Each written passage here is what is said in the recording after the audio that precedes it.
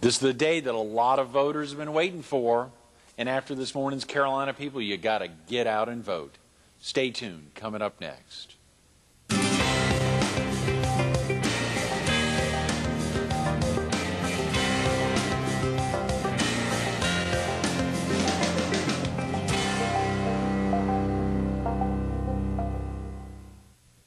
Good morning.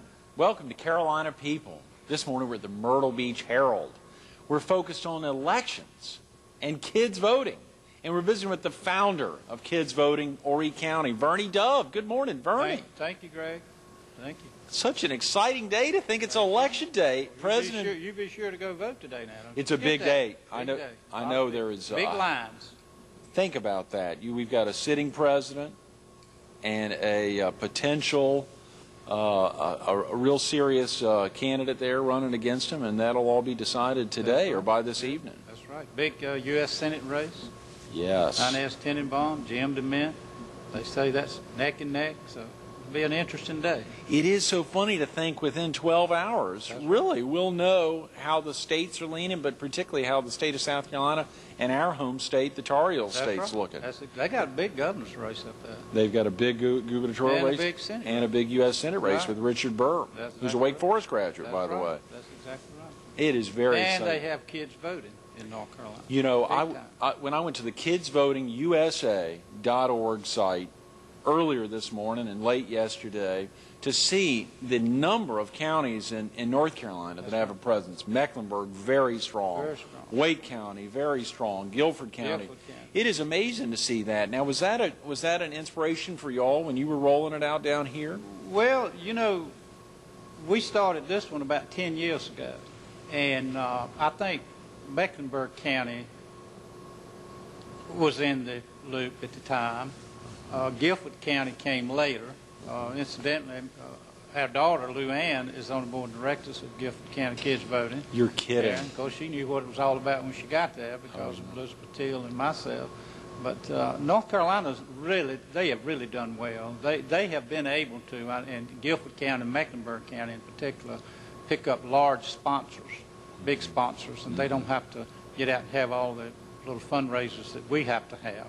You know, we have sponsors. We get sponsors, but most of it is by fundraising. You know, and you know that's the Myrtle Beach way. You know, you have a fundraiser, whether it be the Heart Fund or Community Kitchen or whatever it is. Absolutely. Myrtle Beach is a very caring and giving place. So if you're working for a good cause, you're going to get some help. Well, of course, I hadn't even thought about that, but sitting right here are the other two big sponsors on the ballot today for kids voting. Of course, they had contacted you and all the amazing Santee Cooper board members, as well as all the folks statewide to make sure that Santee Cooper came on board to help out with the ballot. And, of course, we're thankful the Myrtle Beach Herald had an opportunity. I wish we'd known how significant this is, Vernie. Well, it's big. I always remember that we started the thing about 10 years ago, and it was during an election year, and you knew nothing about kids voting. I met with Mike Pate. He was a regional, with Sun News, and he was a regional board with Knight Ritter, and they was willing to fund some of it. They gave us a good start. But we appointed a board. I appointed a board of 9, myself included. And the first thing I did was hire Elizabeth Teal, and she has really kept it going and worked very hard to this day. And we had 9 board members at the time. And when we went to get the curriculum printed, it was going to cost us $10,000. We didn't have $10,000. We hadn't hardly started our fundraiser. And we needed to establish a board, hire a director, which was Elizabeth, and find an office and raise $50,000. We're supposed to have a $50,000 budget. But we pulled it off and voted 35% of the school population. Wow. And back then, I think school population was like 24,000. Today, I think it's like 30,000 or maybe 32. But that was a great success. And with, at the time, 83 precincts, voting precincts, and you had to have 4 volunteers for each precinct. And so we wound up with about 500-600 volunteers, and it was a struggle. I had the best 9 directors anybody could have. They were all busy, they were all good friends, and they was willing to work hard, and we pulled it off. And Elizabeth had stayed with it. She's the only paid employee, of course, with it. We don't have any other employees, but she's done a good job. As a matter of fact, last week I met her down at Seaside Elementary School, And that's interesting to go down there and speak to 700 kids, K through 6, about kids voting, and they knew all about it. You know, they have a curriculum. Every school has a curriculum, like I call it a mini political science course, and they take it in their civics classes. So they had their little flags, and they voted on certain things, and we do that every year. We pick a school and go plant a tree, and they hang a wish on it. They write down little wishes out. And this year I've done it every year for 10 years, but it's a little different this year. One little fellow, probably in first grade, second grade, his wish was they all get up and tell you who they are, and they read their wish before they go hanging on a tree. And this little fellow, his wish was that his dad would come home from the war real quick because his mom really missed him. And so it's a lot going on. It's a lot going on. And the kids understood. They understand how important they're taught that how important it is to vote and why you vote. And when they go to the polls on election day, they have their own voting booth and they have their own ballot, and they mark the ballot, and they have to go with the parents. And so we register a lot of parents because a lot of parents are not registered, but those kids want to go. And then explain to them about the school bond referendum about 5 years ago that built that school. Right. That was a vote. And it's another school bond referendum on the vote today, on the ballot today. Right. And those bonds, you vote for them or you vote against them. But the last time it passed, and we built some great schools, and that Seaside Elementary is one of them. It's a great school. Thought about that. Great, and they just, those little kids, when you mention kids voting, they just clap, and they all excited about it. And that makes us feel good. That's why you do it. Vernie, you must be overwhelmed when you sit there and think about that. And, of course, for yourself, who regularly speaks to large groups of folks and are in businessmen and women in the community, to be in front of 700 kids and to know that something that you've started here 10 years ago, along with a lot of other amazing volunteers, has gone this far. Yeah, some of those kids were not even born when we started. That's when right. We started and now they know all about it. And even high school students. And one thing that's happened this year, as we all know, high tech moves forward. This year, the kids can vote online. And see, a high school student, if I was in 10th, 11th, 12th grade, and I had the day off, which they do today on election day, they'll be off, be out of school, and to get dressed and go to the polls and all that stuff, and could go to the beach or do something, go to the mall, you know, kids, right.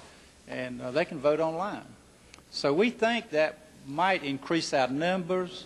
The only drawback, they don't get the effect of marking a ballot at a poll at a voting booth. And with their parent. And with their parents, yeah. But I think a lot of them still go. I had one parent, I said something about voting online. They could vote online. They said, no, we mentioned that. They want to go to the polls. They want to go vote.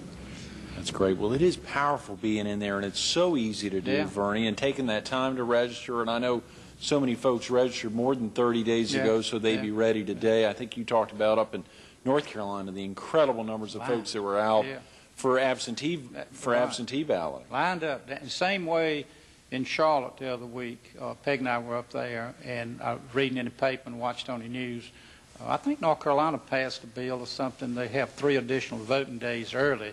You really go vote, not just absentee ballot, but you vote at the polls. And they was talking about how the libraries and the and they don't open all the polls up, but the designated places. Right. And said it was a 2-hour wait. I had no idea that. What a great idea, North Carolina. I wonder if that's something South Carolina's thought of. Well, they ought to. And I think after this election, if all indications, this will probably be the biggest election South Carolina's had ever, probably, in numbers. And probably another year, they probably have to look at that, I would think.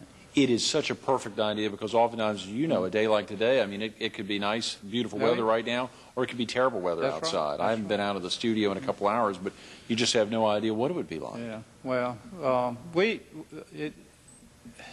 you know, a lot of people do like to vote early because they might be out of town, they might have the flu. Everybody wants to vote. You know, that's one good thing about it, and especially in a national election. And the kids get excited about it. They were asked, I think Elizabeth asked them last week, how many had they made up their minds who they were going to vote for in the presidential election, and they all just screamed and yelled and threw up their hands, and they had. and we didn't dare ask them who they voted for, but they get excited about it, and it makes you feel good. You got precincts. Over the years, I've been to precincts and worked on Election Day for Elizabeth for kids voting, like at Dog Bluff. Mm-hmm. Where is that, Vernie? Go to Ainer, to the Hardee's at the stoplight, and take a left, go about 4 miles. It's a little country store down there that is a voting precinct. Really? And they have the kids voting booths there with 2 workers every year. Have one precinct in this county, out near Daisy, that's a vacant lot. You're kidding. It's a vacant lot, and they bring a library mobile unit in and rent a generator so it would run efficiently all day and handle the voting machines. And that's a poll. That's where people go vote. It's incredible. And 2 miles up the road is a school and a church, and they could vote there. But people don't like to, and politicians don't like to give up certain precincts, especially. Right. And we tried to consolidate it, talk to them about consolidating. It was 83 precincts at the time. No, it was 93 precincts. And now it's over 100. It's about 115 or 20 now. They're more than, is that right? That's right. Well, no wonder you've got to have 500. Elizabeth was with you yesterday, and she was talking around that 500 That's number. Right. And I was trying to think, how are you doing that? But I think she said, or you said earlier this morning, that you've got 4 at each precinct, That's 2 right. in the morning and That's 2 in the afternoons That's to right. be there to volunteer That's with the kids. But that's, like you move around the state a lot, and people are always asking me about Myrtle Beach. And, Myrtle Beach is a care and giving place. You know that. You're involved in it, and you help them do a lot. The banks, if there's a voting precinct in an area that a bank has a branch, they will allow their employees to go work different shifts during the day for the kids, to help with the kids. Yeah, they do that. And you'd be surprised, a lot of teachers will help with that. They will, on that day off, they will still help with kids voting. And I cannot say enough about the county voting folks over there at Conway.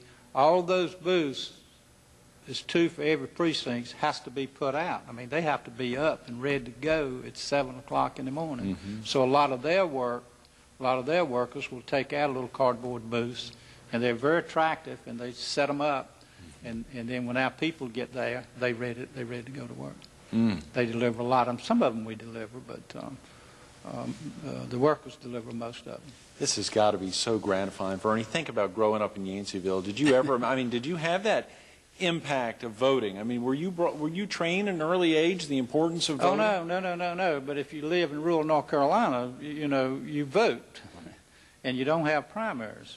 You do now, but when I was growing up, we had 14 precincts in my little county, a very small county, and everything was done by paper ballot, at the fire stations and at the schools and things, and you marked your ballot with a pencil and put it in a box, just a wooden box with a slot in it. And then some of us, I did it for years and years, I'd go to my precinct after they closed and help count those ballots. And then you take them to the courthouse. Sometimes it'd be 1 o'clock, 2 o'clock in the morning before some of the larger precincts would come in. It was always interesting. Right.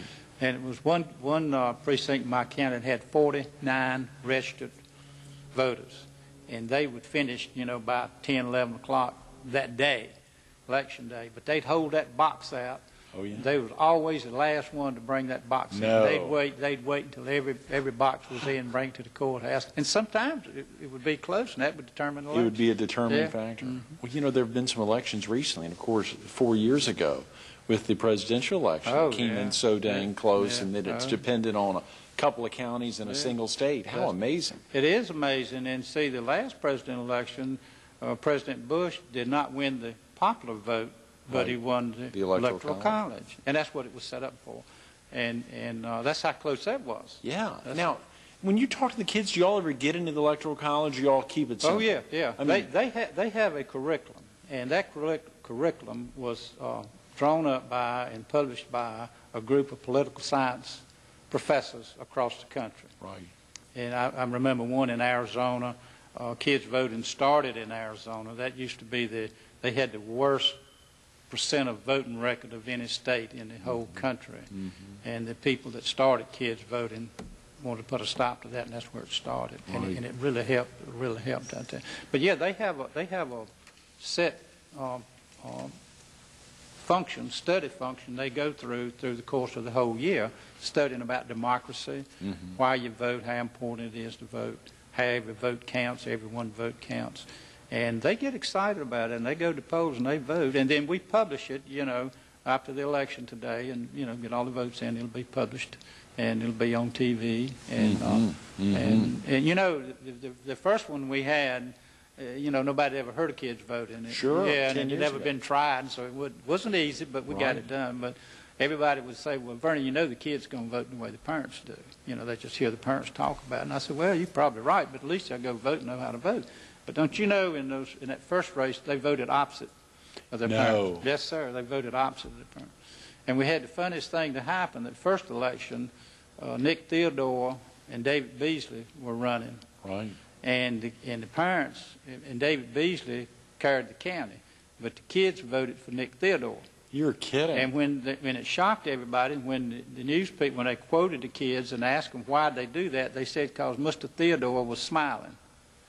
And Nick, I don't know if you know Nick Theodore or not, but he smiles all the time. Yeah, all the time. Yeah. And we had the worst picture you've ever seen of David Beasley, and we tried from his headquarters, from his Sun News, from everything we could get a better picture. Nobody had one, so we had to, as you know how our ballots are for the little kids, they have the pictures for the little kids. Right. And they had David on there with a big old frown, and the kids voted for. But that, that's another twist to it. That's a very important, of course, it is fascinating to see it, of course, going to the kidsvotingusa.org site, being able to click on your state, then click on, of course, in this state, there are only a couple of counties, Greenville and Georgetown and O'Ree, that have a presence with kids voting. And to think, again, you kicked this off here 10 years ago. But going to that site and just visiting kidsvotingusa.org and to be able to print off the ballot and to see, as you pointed out earlier this morning, how many folks knew we had 7 U.S. presidential candidates. That's right. That's exactly right. You wouldn't have even thought about it until today as people are, after this show, or even people are there right now, while we're talking voting and seeing 7 folks on. If one of those that you didn't even know was running had a nice smile, they'd probably get a lot of votes. The kids will be pushing them through, and a lot of adults pushing them through. Well, it makes you feel good, because I saw when I got to the school the other day, one of the original board members was there, and she's still on the board, Pat Stanley.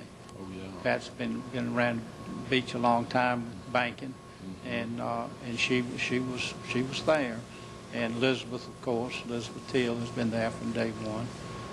Orby Ferguson and Debbie Randolph and Rebecca Hines and Frankie Blanton out in the county, and George Williams in Conway. George Williams is a young fellow that had a funeral home in Conway, and now we scan the ballots. It's easy, but that first time we had to count them by hand, and we were up till 2:30 in the morning counting those ballots. Honest to goodness, in the back of a funeral home, and they had a body in the front, and we stayed there till 2 o'clock in the morning in the middle of Conway counting those ballots. And now, they scan them and everything, and that makes it easy. Yeah. But it's been interesting, and different people have helped us along the way. Well, I don't know how Elizabeth slept last night. I mean, thinking about trying to get ready for today, or even all last week. Oh yeah, she's been. Yeah, it's a month before and a month after, really, the time she puts everything up. And then, see, what a lot of people don't know, she has to go to the voter registration office and meet with those folks so they know what's going on and what to look for. And then she trains the teachers. Each school will send one teacher they all meet at one school, and Elizabeth goes over the curriculum and all that stuff. So it's a never-ending process, 12 months out of the year. The excitement of gauging not only the students but their parents as well. That's truly right. Bringing families together, whatever the family is, a mother, a father, or a mother and a father, and the child or children. And that excitement, as you said, getting them to the polls and to experience that as a family. Is that something that you and Peggy worked on with your own children? Children are creatures of habits of their parents. Right. And I've always believed in voting, and I've always, growing up in North Carolina, you know, I always thought we had the best politics in the world, you know, it was fun. Our son doesn't get that excited about it. He goes vote. But our daughter, I was talking to her the other day, and I said, Lou, you better vote an absentee ballot. I mean, I said, there are going to be lines everywhere. And she lives in High Point. And, oh, yeah. you know, there's just a lot of people up there. Sure. And she said, no, I wouldn't miss standing in that line voting for nothing. I just like the excitement of it. And so they grow up watching you, and I've always kind of been involved in voting and stuff, and as you well know. And she's the same way. And so I think kids, but to answer your question better, with kids voting, the parents today are learning a lot from them. Right. And they want to go. And that's the purpose of it. If they start out in grade K or grade, like those kids the other day, first grade through the 12th grade, right. Time they graduate from high school and go off to college, they're going to know how important it is to go vote. Whether they're in college, they're in a profession, or wherever they're at, they're going to go vote. Most of them, they're going to go vote. And we register a lot of parents because they have to register to vote. Those little kids do. They have to take a little form home and fill it out in their precinct. The parents don't know what precincts they're supposed to go to because they're not registered. So they'll call Elizabeth and call the courthouse, and they'll figure it all out. And then while they're doing it, they register to vote themselves, and they all go vote together. That is fantastic. Yeah, it's good. It's good. It's a fun thing. And you get busy during the course of the year, and you don't think that much about it, and then you get wound up like it's been all last week and everything, and leading up until today to vote, and you see how excited the kids. Look like every year the kids are more excited about it. They really love it. Well, I was so excited to see. I did not know that Georgetown County had their own, and they've gotten that going, I guess, in the Elizabeth last. and I went down to help bring that up. Right, and they've done well.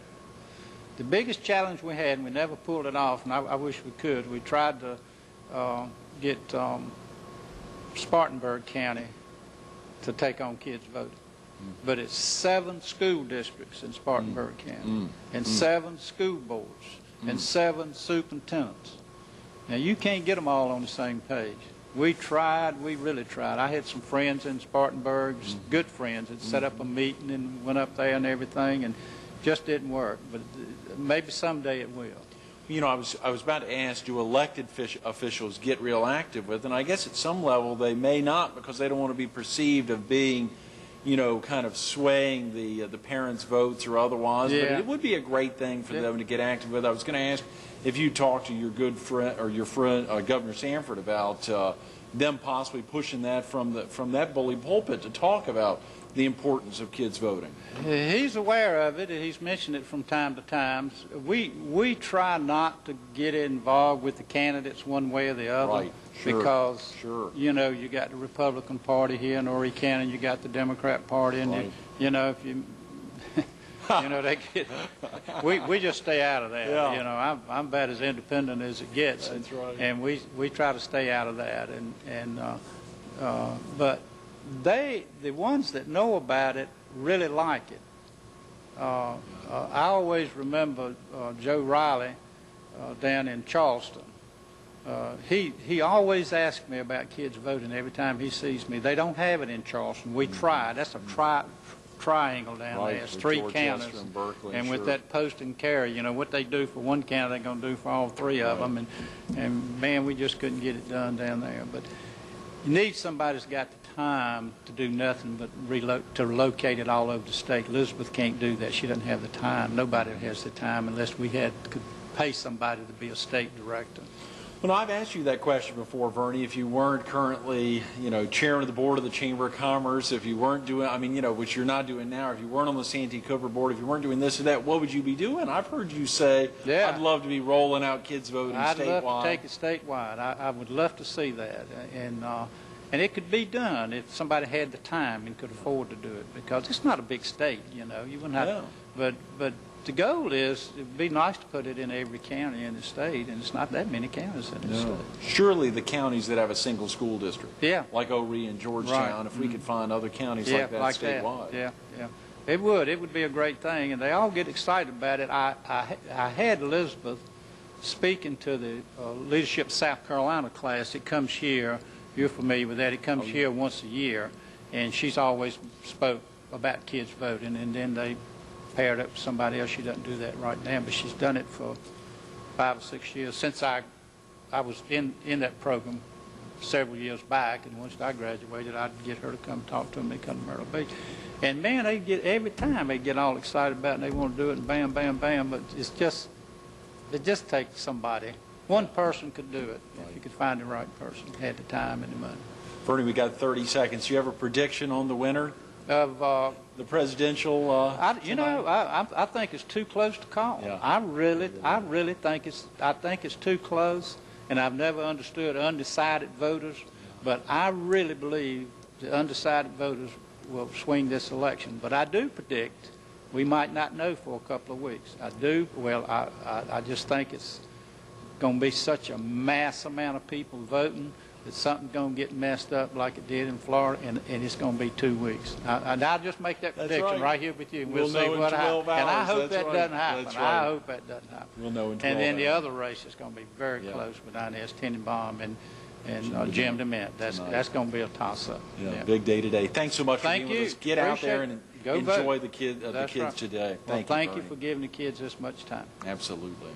Stay tuned to more Carolina People with Vernie Dove coming up next.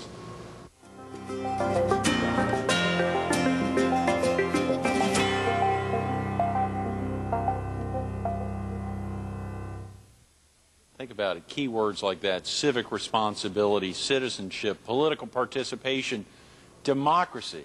The guy's initials are VED. Is it first letter in his name, Vernie? Same in the first letter in vote. And think about that last name, Dove, D-O-V-E. How much closer could you get to vote than Dove?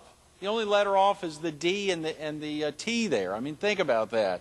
Vernie Dove, the excitement there of being able to step out and recognize the importance of voting, not because his name looks like vote, but because he learned that at an early age, whether it was a precinct that had 49 registered voters, or it's areas like Daisy in Horry County, or out that in Dog Bluff, close to Aynor, the excitement of getting out there and seeing parents walk in with their children, the children beaming from ear to ear, the excitement to really recognize their importance in society in an American democracy. Vernie Dove, thanks for doing everything you do.